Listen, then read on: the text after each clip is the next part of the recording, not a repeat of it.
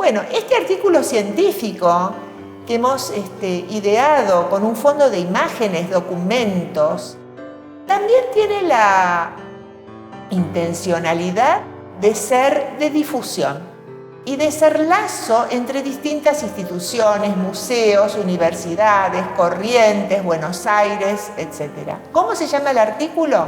La geopolítica discursiva de Bonpland.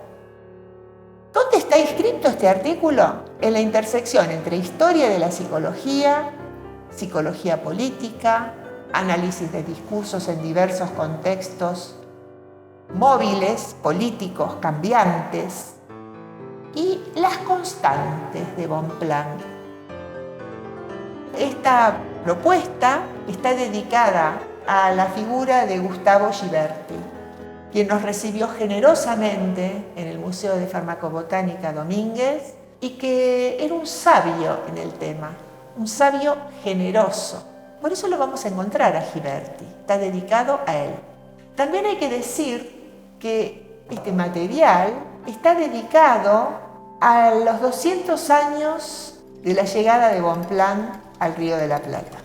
Y eso lo consideramos muy significativo. Arranca por el Río de la Plata. Quisiera hacer una leve recopilación de las aventuras de Bonpland. Él es de La Rochelle, una ciudad hugonota, es napoleónico, es ateo y masón, como dice su exmujer con horror. Bonpland con su hermano se forman en París en lo que serían los quirúrgos militares, la medicina militar, de la cual va a vivir toda su vida. También van a hacer medicina rural, una segunda profesión incorporada a esta, que ya lo liga al Musée des Plantes Pharmacologiques, como se llama inicialmente, y que lo va adentrando en el tema de la botánica. Pensemos, como dice de Azúa, que la botánica es la ciencia revolucionaria. Con el Musée des Plantes, él va a tener una relación de toda la vida, sea que se forma ahí, sea que las colecciones van a parar ahí. Logra un contrato de toda la vida como reporter del museo. Es decir, sus escenas perennes van a tener que ver con su profesión de médico, fármaco botánico, médico rural, que le va a dar una rara habilidad: preparar los mismos remedios con que curaba. Así lo seduce a Urquiza, del cual era enemigo, pero le atiende el ejército de una disentería grave con un secreto, un té de lo que hoy conoceríamos como jazmín paraguayo, que detiene la disentería. Entonces, deteniendo ese problema de los ejércitos en guerra permanente, acá en Corrientes, etc., él lograba con esa profesión una especie de salvoconducto. En estos itinerarios raros vamos a tomar dos ideas de Ghiberti, que quedaron esbozadas, pero que eran hermosísimas. Una, el itinerario de las colecciones. Si uno va siguiendo como hormiguita el itinerario de las colecciones, sobre todo las que logra con von Humboldt, al volver, parte van a quedar en La Rochelle en manos del hermano, partes van a von Humboldt y partes se embarcan con él cuando viene para acá. Las colecciones ya están implicando un género discursivo que implica describir, dibujar, pero con criterios, y acá de vuelta la imagen de Ghiberti, de un maestro, un funcionalista francés, holístico, que repara mucho en las condiciones, en los atributos, en los dones de las plantas, porque de ahí se va a desprender mapas fitogeográficos, mapas agronómicos, estratégicos, mapas productivos y económicos. Ese maestro es el maestro de todos, también de von Humboldt, también del sueco con sus taxonomías vegetales, son todos coetáneos. Un naturalista viajero que además, como von Humboldt, miden cuantitativamente, aprecian cualitativamente, describen, relevan, construyen mapas y sobre todo publican. publican en las sociedades de ciencias europeas, que es otro género literario. Entonces tenemos la construcción de herbarios, sus taxonomías funcionales, por donde va herborizando. De Ghiberti voy a tomar dos ideas que él tuvo. Los itinerarios de las colecciones. Parte quedaron dormidas en el baúl que el decano Domínguez descubre en la década del 30 e intercambia la correspondencia epistolar entre von Humboldt y Bonpland con las universidades alemanas e intercambia las colecciones pendientes, completando las de ellos y ellos completando las nuestras. O sea que ese juego de itinerario de colecciones sigue su camino, pero la mayor parte está en el Musée des Plantes de París. La segunda idea de Ghiberti, al cual le voy a dedicar este video, es una idea de fondo que transcurre todo el tiempo y que es lo que él denomina la guerra de las infusiones. Y sí, el té es inglés. Y ellos lucharon por sus mercados. Y eso fue el detonante de la Revolución Americana por el tax tea. Y eso significó que hoy en Estados Unidos se tome muy poco té, pero que la presencia de té indique la presencia inglesa, como pasa hoy en Chile, que toman mucho té. La guerra de las infusiones implica que entonces los americanos se deciden por el café que está en Colombia y sobre todo en Brasil, el café. Y según Ghiberti me cuenta, la propuesta Bonpland era introducir una tercera infusión, el té jesuita, el té paraguayo, el ilis paraguariensis de Saint-Hilaire, como una tercer potencia. Y es posible que el secuestro de Bonpland en Paraguay se debe al celo que el tirano Francia, como se llamaba en esa época, tenía por salvaguardar los secretos de cómo se producía la comercialización. Primero el estacionamiento y el secado indirecto, el ahumado indirecto tipo barbacoa. Hoy encontramos hierbas todavía tratadas así, que eran las preferidas del mercado rioplatense. Entonces, Ghiberti no descarta que detrás de todas las guerras con Paraguay no estuviera dando vuelta el bloqueo a la yerba mate que venía expandiéndose en todo el cono sur. Porque el mapa jesuita, recordemos que es el mapa Bonpland, abarca sur de Brasil, norte de Uruguay, el litoral argentino, la Mesopotamia y parte de Santa Fe, Córdoba, Cuyo, con los vinos, Santiago de Chile, es decir, la herradura jesuita comercial, y también del fármaco y de las recetas. Y no nos olvidemos que el mate es una infusión griega, hermano de la sopa, agua caliente, el cuenco y la bombilla que es injerto jesuita.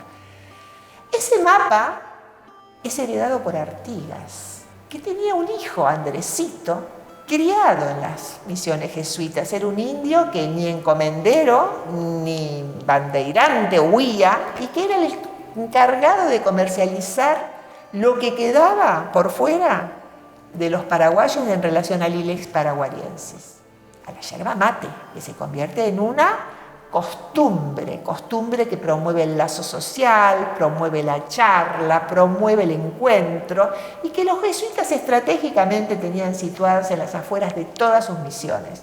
Eso lo descubrió Bonpland. Bonpland estaba, cuando fue apresado por Francia, tratando de reconstituir un yerbatal, el de Santa Ana Misiones, arqueológico de los jesuitas, que todavía tenía especies vivientes.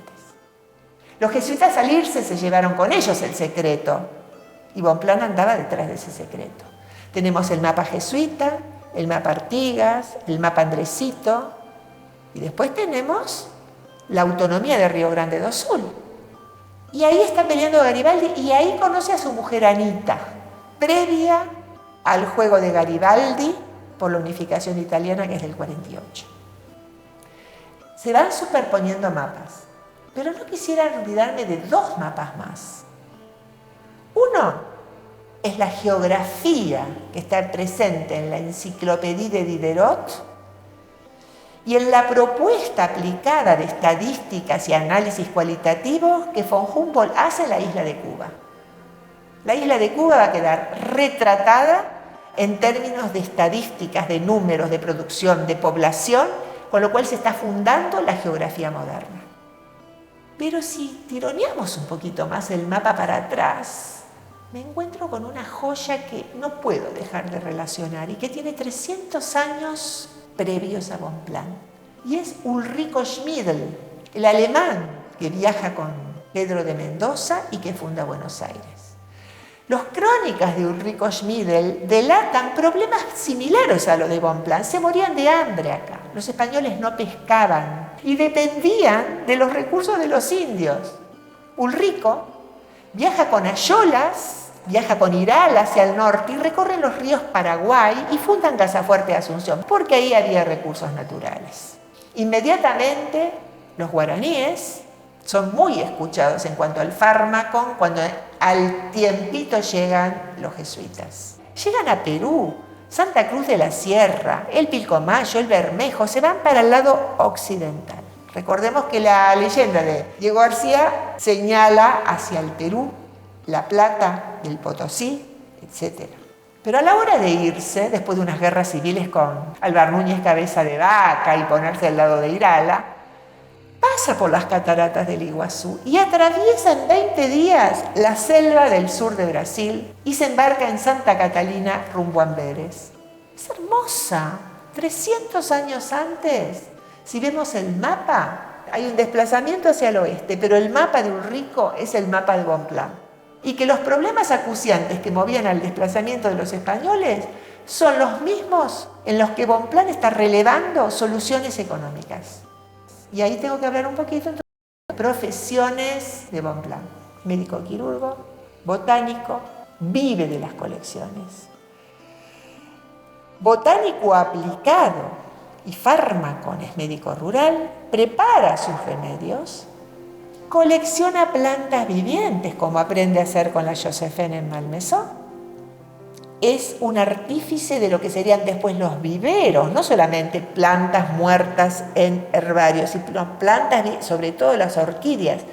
Y sobre todo lo que se lleva es la estética de Josephine. ¿Por qué?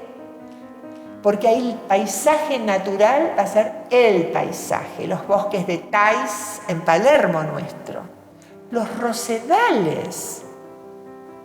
Hay que buscar la historia viviente en la cotidianidad obvia de todos los días. Los matices de colores, de perfumes, de escenas, de lagos y de animales. Esa estética es una estética Bonpland traída para acá.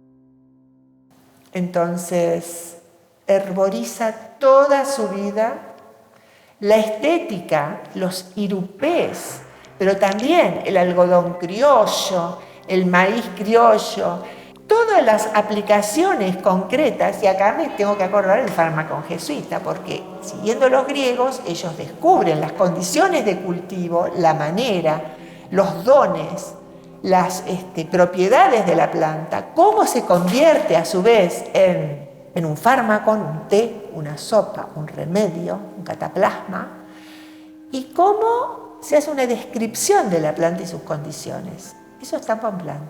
¿Y saben por qué está en Bonpland? Porque escucha, como hacían los jesuitas, escucha, toma nota de los saberes indígenas.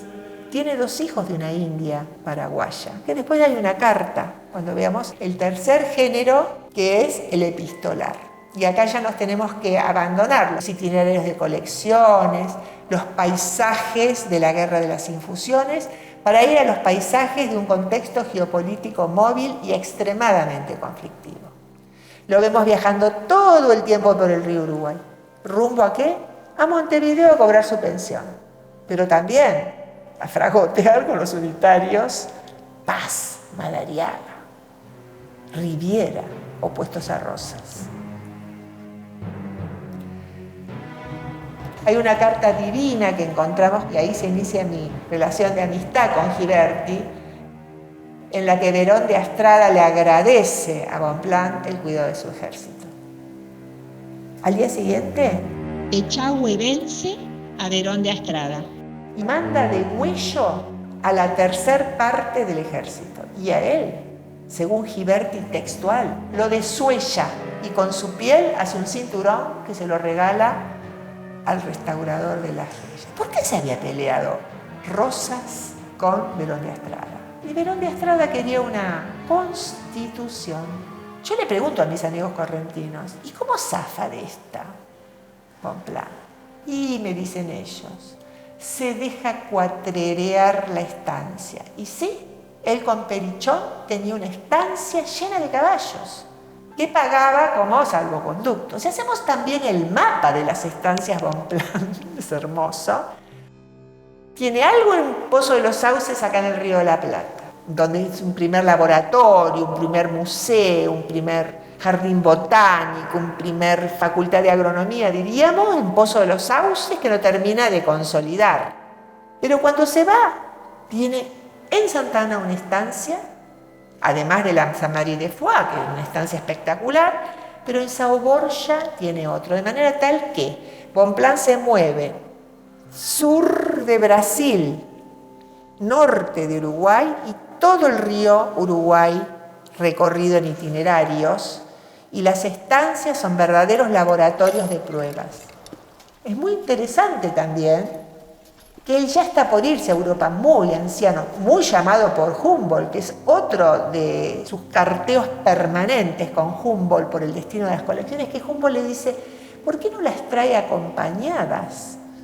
Y yo creo que ya se está por ir grande él, cuando Urquiza, en agradecimiento porque le cura el ejército, lo nombra director del Museo Provincial de Corrientes, y Pujol, que es como si hubiera leído la escena, le da finalmente el título de propiedad de la Santa Ana.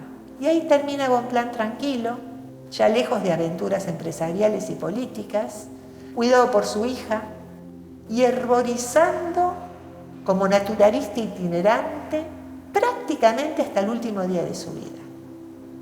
Ese es Bonpland. Por eso intenté hacer una articulación entre los mapas fitogeográficos económicos, pero también políticos, y su manera de conducirse. Regresa a Paraguay, releva el sur de Brasil, la Santa Cruz de la Sierra, pero brasileña, releva todo el río Uruguay, releva todo el tiempo, siempre coleccionista de orquídeas. Cuando vayamos al Rosedal, cuando vayamos a ver los Thais, está ahí la presencia de Bonpland. Y hay un último detalle que me gustaría decir, que Bonpland, como buen amigo de von Humboldt, también colecciona geológicamente ejemplares y también colecciona taxidermias animales, especies animales. ¿Por qué queda deslucido los aportes zoogeográficos de Bonpland? Porque está Darwin trabajando en los 40, viene de visita a La Pampa y está con Rosas, y los descubrimientos Darwin, las taxonomías Darwin, eclipsan de alguna manera los aportes de Bonpland. Pero él está muy en contacto con d'Orbigny y con todos los franceses que están trabajando por acá. Toda la última generación napoleónica que termina adoptando su personalidad y su identidad. Y él se considera finalmente un correntino, tesonero, emprendedor, como buen burgués de La Rochelle, intendente de la Malmaison, y finalmente termina acá. Atraído como Ulrico Schmidl por los paisajes hermosísimos y los árboles que hay en toda la parte de la Mesopotamia. Bueno, este es mi homenaje a Ghiberti en el Bonpland que él me hizo conocer.